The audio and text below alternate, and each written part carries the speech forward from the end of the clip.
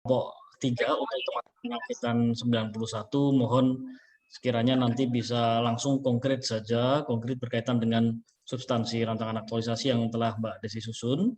Monggo, kalau sudah siap bisa disampaikan. Silakan Mbak Desi.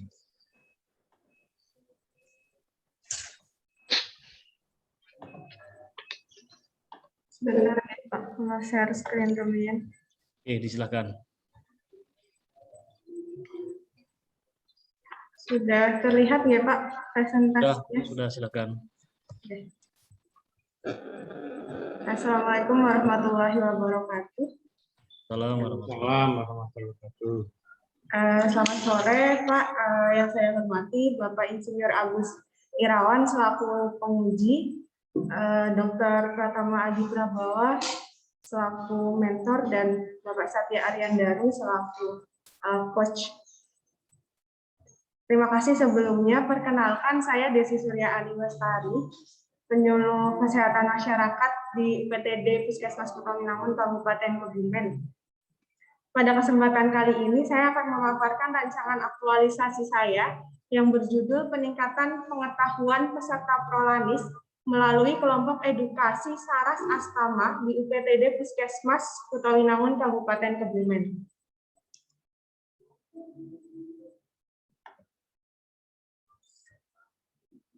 Berikut latar belakangnya. Dari hasil identifikasi isu didapatkan 3 isu yang menjadi prioritas, yaitu yang pertama berkaitan dengan kurang optimalnya komunikasi edukasi pada saat pelayanan dalam gedung. Kemudian isu yang kedua yaitu kurang optimalnya penggunaan media edukasi pada pelayanan di dalam gedung. Dan isu yang ketiga yaitu masih tingginya hasil pemeriksaan spesifik tekanan darah dan gula darah puasa pada peserta prolanis atau program pengelolaan penyakit kronis. Kemudian dari 3 isu yang saya dapatkan, dianalisis menggunakan APKL, didapatkan 2 isu yang memenuhi syarat, lalu dilakukan analisa menggunakan USG. Dari hasil analisa menggunakan USG didapatkan skor yang paling tinggi yaitu masih tingginya hasil pemeriksaan spesifik tekanan darah dan gula darah puasa pada peserta prolanis atau program pengelolaan penyakit kronis dengan skor USG 15. Berikut analisisnya. Yang pertama yaitu isu ini mendesak untuk diselesaikan karena tekanan darah dan gula darah puasa yang tinggi ini menunjukkan bahwa kualitas hidup peserta prolanis kurang optimal. Dan juga tekanan darah yang tinggi menunjukkan bahwa terkena hipertensi, dan gula darah puasa yang tinggi menunjukkan bahwa didiagnosis diabetes. Hipertensi dan diabetes ini merupakan penyakit tidak menular yang jumlah kasusnya itu cukup tinggi di Indonesia, bahkan di dunia, dan menjadi penyebab kematian terbanyak. Kemudian isu ini juga serius untuk segera diselesaikan, karena jika tidak segera diselesaikan dapat menimbulkan masalah yang lain, seperti munculnya komplikasi, dan juga bisa bahkan hingga menyebabkan kematian. Kemudian kondisi di Puskesmas Kutawinangun, bahwa dari peserta yang mengikuti program prolanis, itu ada yang terkena penyakit diabetes dan hipertensi. Itu dari yang berkunjung pada bulan September ini hanya 10% yang gula darah puasanya itu kategorinya baik, yaitu di bawah 126. Sedangkan untuk yang hipertensi hanya 42% yang tekanan darahnya di bawah 140/90. Sedangkan idealnya dari program prolanis ini diharapkan yaitu 75 peserta yang hadir pada program prolanis ini mendapatkan hasil pemeriksaan yang baik. Berikut analisanya dari hasil diskusi dengan petugas kesehatan yang melayani program prolanis dan juga observasi sederhana yang saya lakukan, didapatkan beberapa faktor resiko yang mempengaruhi tingginya hasil pemeriksaan spesifik ini, diantaranya faktor psikososial seperti stres, kemudian karena masalah keluarga, atau bahkan ada karena sugesti terhadap obat tertentu. Kemudian faktor pengetahuan terkait pentingnya cek kesehatan rutin, pentingnya patuh minum obat, kemudian pengetahuan terkait dampak yang mungkin muncul jika tidak terkontrol dengan baik, dan juga pengetahuan terkait pola makan. Faktor resiko yang lain yaitu perilaku. Masih adanya yang tidak patuh minum obat secara teratur, masih juga ada yang pola makannya tidak sesuai dengan rekomendasi. Kemudian faktor usia dan juga faktor keluarga. Kemudian dari teori Bloom dan juga teori Integrated Behavior Model, bahwa status kesehatan itu dipengaruhi oleh lingkungan, genetik, dan juga perilaku. Dalam hal ini tekanan darah yang tinggi dan gula darah puasa yang tinggi. Selain itu, perilaku juga dipengaruhi oleh pengetahuan, lingkungan, keyakinan terhadap pentingnya suatu perilaku tersebut, kebiasaan, dan niat berperilaku. Dari pola pikir ini, kemudian saya memunculkan gagasan dengan berfokus pada peningkatan pengetahuan, yang mana harapannya nantinya peningkatan pengetahuan ini dapat berpengaruh terhadap perubahan perilaku yang memunculkan hasil pemeriksaan tekanan darah dan gula darah puasa yang terkontrol, yang nantinya memunculkan kualitas hidup peserta prolanis yang lebih optimal. Jadi fokus gagasan saya pada saat ini yaitu peningkatan pengetahuan peserta prolanis melalui kelompok edukasi Saras Astama di UPTD Puskesmas Kutawinangun Kabupaten Kebumen. Di mana kelompok edukasi ini yang saya maksud yaitu kelompok kecil. Kelompok kecil dengan 7-8 orang per kelompoknya. Karena diharapkan dengan interaksi yang lebih intens ini memunculkan pemahaman yang lebih baik seperti itu. Kemudian dalam proses edukasi ini juga dihadirkan tokoh atau duta prolanis saya menyebutnya, itu dipilih dari peserta prolanis yang rutin mengikuti program dan dulunya hasil pemeriksaannya tinggi, kemudian sekarang sudah terkontrol tetapi masih rutin mengikuti program. Beliau dihadirkan untuk menceritakan dan memunculkan pengetahuan secara nyata, contoh nyata bahwa meskipun terkena diabetes dan juga hipertensi masih tetap bisa hidup dengan kualitas yang baik seperti itu. Kemudian kelompok kecil ini diharapkan tidak hanya diberikan edukasi 1 kali, tetapi 3-4 kali, dalam artian bahwa mereka yang mendapatkan kesempatan di edukasi ini nanti dilakukan selama 4 bulan dan sebulannya 1 kali seperti itu. Kemudian ada rencana tindak lanjut dan setiap pertemuan ada pretest dan posttest. Akan tetapi saya hanya mengintervensi pertemuan pertama. Berikut gambarannya. Bahwa prolanis ini merupakan kegiatan program yang rutin di mana peserta yang tergabung di dalam program ini mereka melakukan kunjungan ke puskesmas 1 bulan sekali. Di mana di puskesmas kami dilaksanakan 4 hari karena jumlah pesertanya cukup banyak, yaitu sekitar yang terdaftar itu sekitar 450.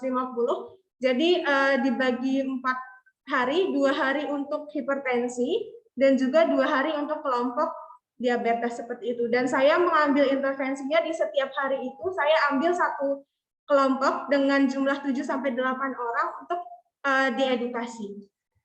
Dan harapannya edukasi ini tidak hanya 1 kali, tetapi dalam 1 periode itu yaitu 4 bulan atau 4 kali seperti itu.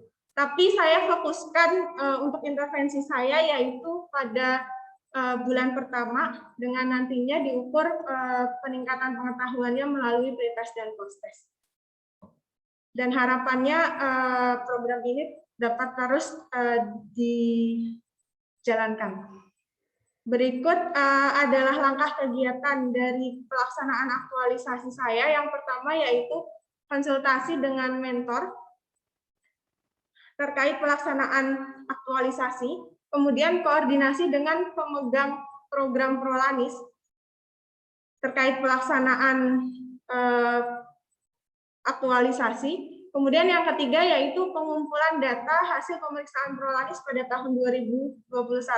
Pengumpulan data ini akan digunakan untuk menentukan, salah satunya menentukan sasaran edukasi, di mana sasaran yang akan diedukasi merupakan kelompok yang prioritas, yaitu yang hasil pemeriksaannya masih tinggi, baik tekanan darah maupun hipertensi. Kemudian penentuan duta Prolanis per penyakit, ini nanti diambil satu dari kelompok hipertensi dan satu dari kelompok diabetes, diambil dari kriteria yang dulunya tinggi, kemudian sampai sekarang sudah terkontrol, tetapi tetap masih rutin untuk mengikuti program Prolanis. Langkah yang berikutnya yaitu penyusunan modul atau pedoman kelompok edukasi. Kemudian yang ketujuh, penyusunan materi dan media edukasi. Kemudian yang 8 yaitu penyusunan instrumen, yaitu pretest dan posttest. Yang ke-9 berkoordinasi dengan pemegang program Prolanis dan juga bidan desa terkait untuk menghubungi atau mendistribusikan undangan. Kemudian yang ke-10 yaitu pelaksanaan kegiatan kelompok edukasi Saras Astama. Kegiatan yang 11 pelaporan hasil kepada pimpinan Puskesmas Kutawi kepada pemegang program Prolanis, dan yang terakhir yaitu pelaporan hasil dan evaluasi kepada pimpinan Puskesmas Kutawi. Oke, cukup sekian Pak dari saya, terima kasih. Mohon masukan dan bimbingannya. Assalamualaikum warahmatullahi wabarakatuh. Waalaikumsalam warahmatullahi wabarakatuh. Terima kasih Mbak Desi. Terang, jelas, clear begitu ya substansi poin-poin yang disampaikan berkaitan dengan rancangan aktualisasi yang telah dipersiapkan. Berikutnya kepada Dr. Pratama sebagai mentor untuk berkenan menyampaikan penguatan dukungan sekaligus testimoni berkaitan dengan rancangan aktualisasi yang telah disiapkan oleh Mbak Desi. Disilakan Dr. Pratama. Assalamualaikum warahmatullahi wabarakatuh.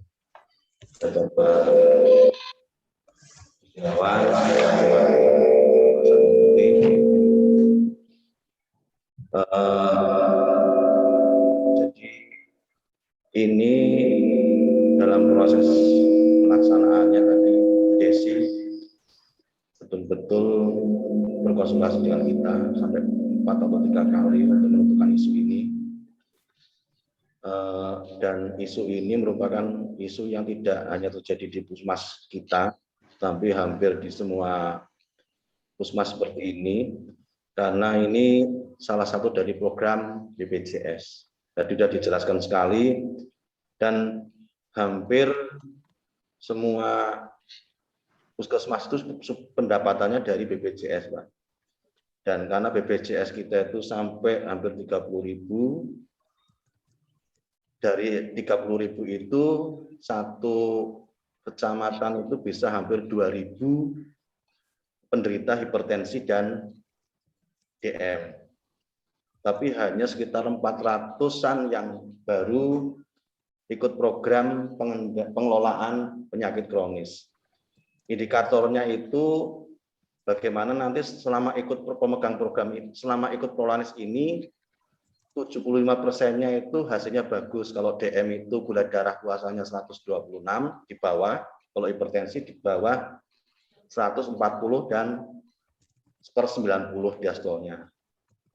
Untuk posisi sekarang ini, untuk Puskesmas Kutawinangun itu untuk yang hasilnya bagus masih 10% untuk DM, 42% untuk hipertensi. Jadi harapannya nanti dengan inovasi seperti ini atau rancangan aktualisasi ini bisa meningkatkan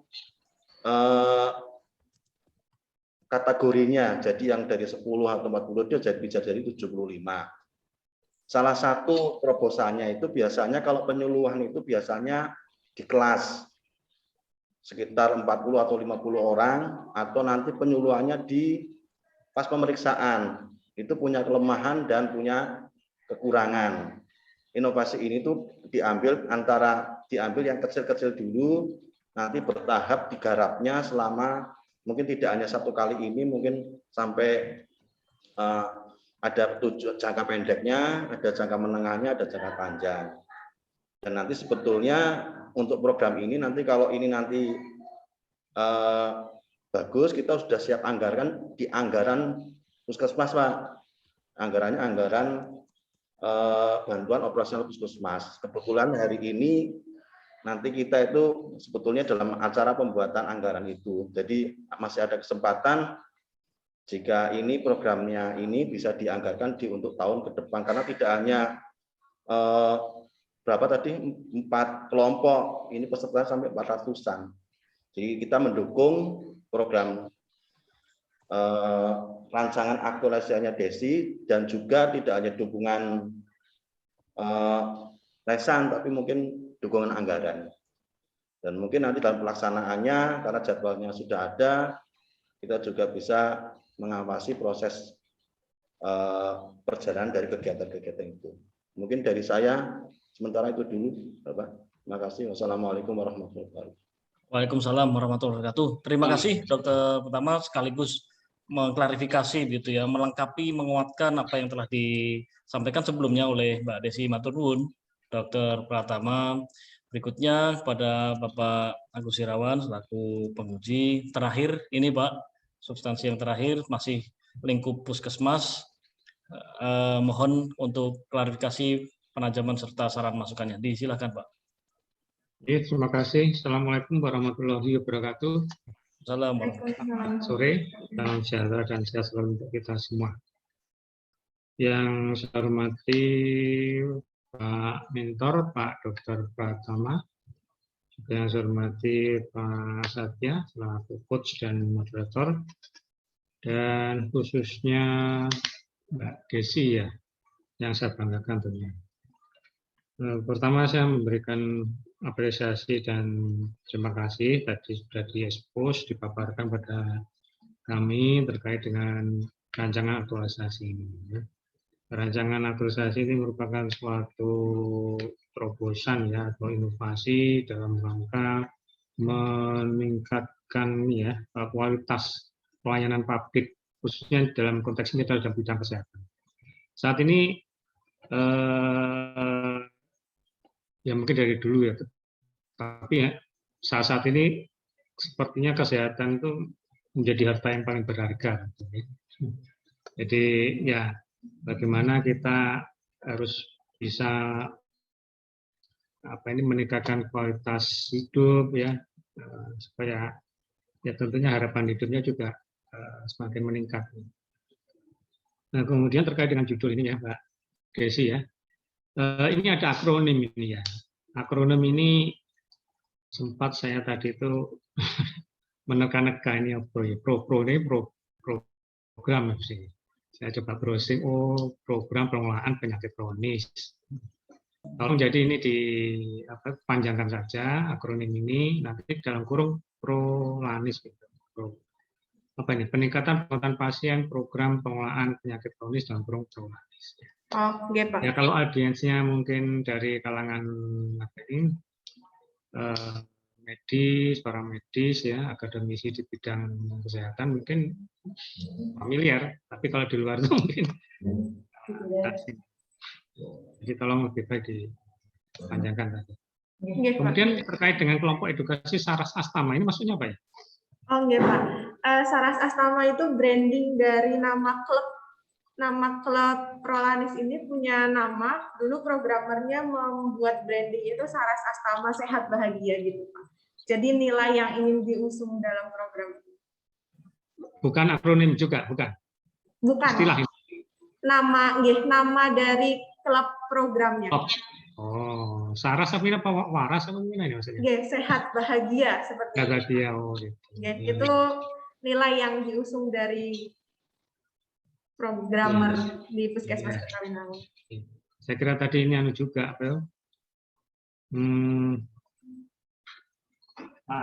akronim juga begitu. Rupanya istilah ini ya. Ya baik. Selanjutnya tadi menarik sekali ya teknik-teknik bagaimana bisa meyakinkan ya target grup. Gitu ya. Ini saya kira strategi yang bagus dalam rangka meningkatkan kesadaran bidang kesehatan kepada masyarakat. Yaitu dihadirkannya tokoh. Saya pikir tadi tokoh masyarakat, apa artis, apa siapa gitu ya. Sebenarnya tokoh atau duta perubahan ini ada pasien yang pernah mengalami ini ya, apa itu, mungkin ini tadi persoalan yang mengalami penyakit kronis gitu ya, tapi dia bisa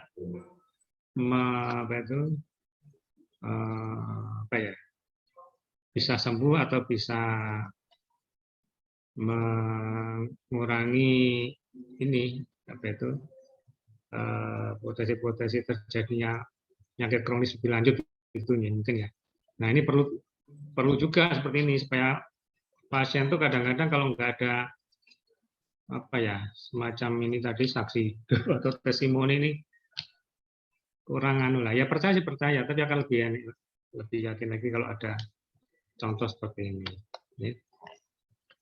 Nah, ini salah satu strategi yang saya kira membantu meyakinkan pasiennya dalam rangka melakukan tindakan preventif. Selanjutnya terkait dengan evaluasi ya. Jadi ada pre dan post test ya. Jadi nanti ini Mbak, jadi apa dilakukan uji gitu, apa itu? Tes. Ya, Pak. Data sebelumnya sudah ada. Data sebelumnya terkait pengetahuannya belum Pak. Nanti pre-test post-testnya nanti untuk yang kelompok. Jadi sebelum dan setelah saya melakukan intervensi. Oh, jadi nanti mengujinya nanti apa ini sebelum dilakukan inovasi ini ya, itu akan diuji begitu ya, dapatkan sampel gitu pasien-pasien, nanti hasil tesnya seperti apa, terus kemudian pasca dilakukan inovasi ini hasilnya seperti apa, itu kan? Nggih, Harapannya kan ada peningkatan. Gimana? Yang diukur yang saya intervensi saja Pak, yang 28 orang ini. Gimana? Yang saya ukur perubahan pengetahuannya hanya yang 4 kelompok atau sejumlah 28 orang saja. Oh, gitu. Okay. Jadi sampling berarti ya, nggak semuanya ya? Nggih, sampel dulu Pak.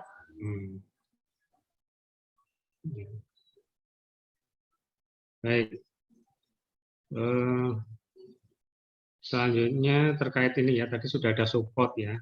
Support berupa tidak secara informal mendukung ini pimpinan atau instansi, tapi juga ada dukungan program dan anggaran ya di puskesmas. Nah ini saya kira bisa menjamin atau menggaransi bahwa kegiatan akan dilakukan secara berkelanjutan. Artinya tahun depan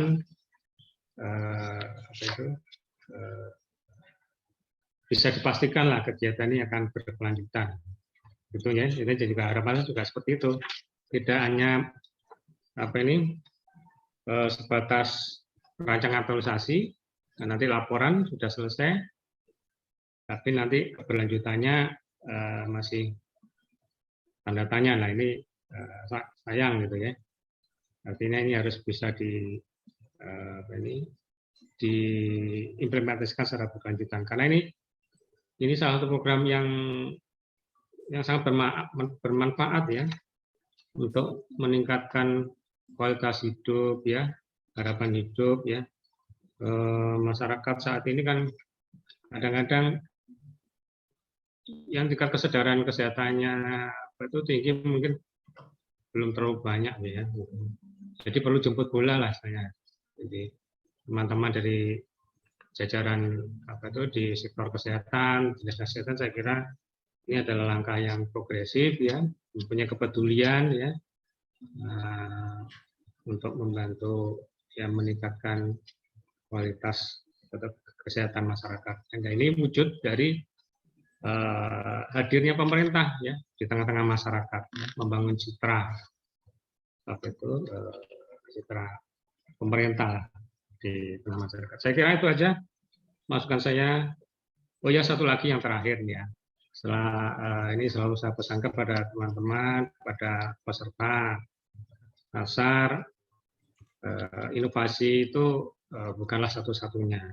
Ya, memang saat ini kita dituntut inovatif, produktif, ya, adaptif dengan kondisi lingkungan strategis yang kompleks, dinamis, ya, multidimensi dan cepat sulit diprediksi. Tapi lebih dari itu adalah aspek integritas, ya. Apalagi LATSA ini dalam membentuk sosok ASN yang mempunyai karakter, yang mempunyai integritas, ya, tidak sekedar cerdas, pandai, ya, profesional, tapi juga mempunyai integritas, ya. Bebas dari intervensi politik, ya, kemudian bersih dari KKN, ya, dan tentunya dapat melakukan pelayanan publik, ya, dengan pendekatan service excellence. Itulah nilai-nilai core value-nya ASN yang perlu dipedomani. Jadi tadi yang tahapan kegiatan yang banyak tadi itu ada nilai aneka, ya. Nah, itu tidak sekedar formalitas secara administrasi saja, tapi harapan saya di lapangan juga diterapkan, ya. Itu ya pesan saya, ya. Baik, itu saja masukan saya. Mudah-mudahan lancar, sukses, ya, selalu bisa tuntas menyelesaikan rancangan organisasi ini, tentunya dengan dukungan dan bimbingan Pak Mentor, Pak Dr. Pratama. Baik, terima kasih. Kurang lebihnya saya mohon maaf. Saya akhiri. Wassalamualaikum warahmatullahi wabarakatuh. Waalaikumsalam warahmatullahi wabarakatuh.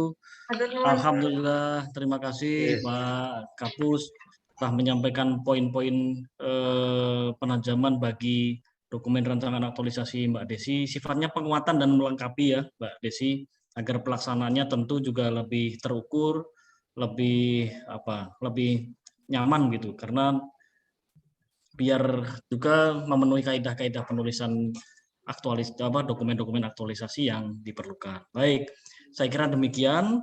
Matur nuwun sekali lagi kami ucapkan kepada Dr. Pratama Wibawa selaku mentor atas pendampingannya sore hari ini, dan khusus kepada Bapak Kepala BPSDM, Bapak Irawan, yang dalam bertindak sebagai penguji dari sejak pagi hingga terakhir Mbak Desi sore hari ini telah menyampaikan poin-poin strategis, pesan-pesan motivasi, pesan-pesan moral yang tentunya sangat relevan bagi kami ASN muda ini dan khususnya teman-teman peserta. Sekali lagi matur nuwun. Dan saya kira izin sekaligus untuk menutup rangkaian seminar hari ini untuk teman-teman angkatan 91 khususnya kelompok 3. Semua setelah berjalan dengan lancar meskipun ada beberapa kendala sinyal dan itu wajar dalam dinamika interaksi virtual seperti ini. Sehat selalu untuk Pak Kapus, Dr. Pratama, dan khususnya Mbak Desi. Terima kasih. Demikian. Assalamualaikum warahmatullahi wabarakatuh. Waalaikumsalam warahmatullahi wabarakatuh. Terima kasih, Pak. Terima kasih Pak Satria. Sami-sami. Ya, di jam 4 Pak tadi. Kapus. Nggih, matur nuwun.